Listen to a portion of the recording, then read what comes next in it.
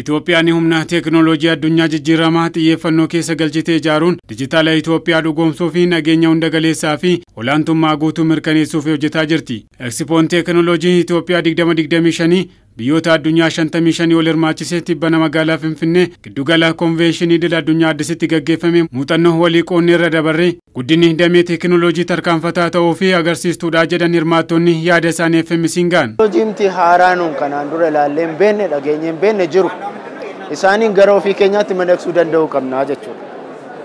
Akkasumallee naannoleen gara biraa jiru, dhaabbileen dhuunfaa jiru. Tajaajila salphaadhaan isaan biraa argachuu dandeenya. Miinsi ittiin argachuu dandeenyu nu dandeessisa. Ikoodarii yoo fudhanne ikoodariin hawaasni guutummaa magaalaa keenya keessa jiraatu akka biyyaattis teekinooloojii irratti madaqee teekinooloojiitiin tajaajila gaafachuu, tajaajila immoo teekinooloojiitiin argachuu akka danda'uuf hojii bal'aa hojjechaa jirra jechuudha. Teekinooloojiiwwan jiran ka haardeesis haa ta'u, ka soofteeris haa ta'u, saayibar seekuriitiis haa ta'u, dhimmoota adda addaa irratti muuxannoo fudhannee akka magaalaa keenyatti gadi deebinee maal hojjechuu dandeenya kan jedhu kan irra karoorfannuu fi Expoon kun immoo nuufis haa ta'u magaalota biraafis haa ta'u akka muuxannootti kan nu tajaajiluu fi bu'aa guddaa nuuf fida jennee kan abdii irratti horanneedha jechuudha. Addunyaa irratti dameen teekinooloojiin dargaggoota hedduudhaa fi carraa hojii uumuu fi saffisaan guddachaa kan jiru ta'uu kan eeran hirmaattonni kunniin Itoophiyaan kanaaf carraa uumaa jirtis jedhaniiru. የተመሰረተው አሜሪካ ውስጥ ነው። dhaabbanni keenya kan hundeeffame Ameerikaattidha. Anis achitti hojjechaan ture. Waggaa afuriin dura dhaabbata kana gara biyya keessaatti finnee hojjechuuf yaalaa turre. Xiyyeeffannaa mootummaan kenneen yeroo ammaa as dhufuu dandeenyee jirra. Anis carraa barnootaa Ameerikaatti argadhee sana dargaggoonni biyya keenyaa akka argatanii irraa fayyadamaniif carraa hojii akka argatan hojjechuun barbaada.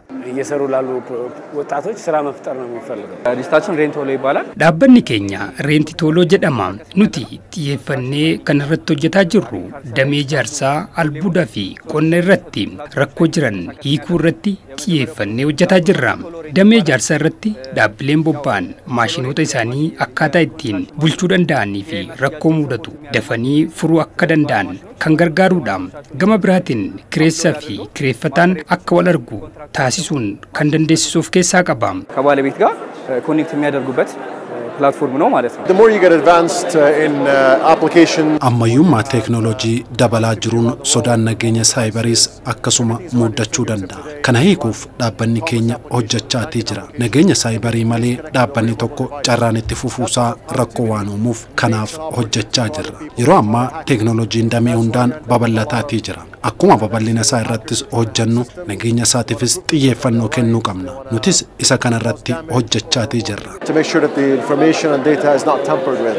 Itoophiyaan xiyyeeffannaa damee teekinooloojiitiif kennite dabaluun kalaqoonni addunyaa fi fayyadanii kalaqamaa jiraachuu himan diitaan ministeerii teekinooloojii fi innoveeshinii Dr. Baayisaa Badhaadhaan. Google amma jennu, Microsoft amma jennu, Tesla amma jennu. Uumuudhaaf Itoophiyaa keessaa haalli mijataa nama uumameera. Mootummaan yeroo gabaabaa keessatti tarkaanfii fudhatee haala mijataa karaa guutuu ta'een uumeera. Dhaabbanni isa kanaan moodela ta'uu danda'u, fakkeenya ta'uu danda'u argineerra agarsiisa adda addaa amma asitti argaa jirra. Inni kun yeroo gabaabaa keessatti hojjetamee bu'aa dhufeera jechuudha. Karaa biraa STEM irratti investimentii gurguddaan hojjetamaa jira ammas. Inni kun warra koodii hojjetan, boordii garaagaraa hojjetan, industirii keessatti teekinooloojii bal'isan, deebisanii riivarsi injinarii kalaquu danda'an leenjiin garaagaraa kennameera.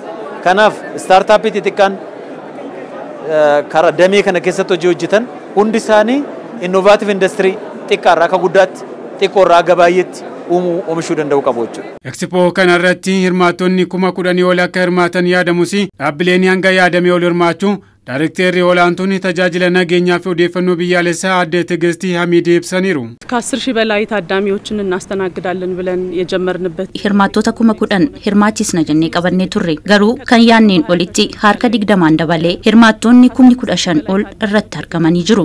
Agarsiisni kunis agarsiisa teekinooloojii muuxannoon gurguddaan irraa argaman bu'aa olaanaan itti galmaanidha. አቅራቢዎች መጥተው ምርቶቻቸውን አገልግሎታቸውን አሳይተዋል. agarsiisa kana keessatti dargaggoonni kalaqa qabatan baratanii dhufan kan boonsuu ta'uu fi abdii kan namatti horuu ta'uu Daayrektarri Inistituutii Artificial Intelligence Dr. Warquu Gaachanaan eeraniiru.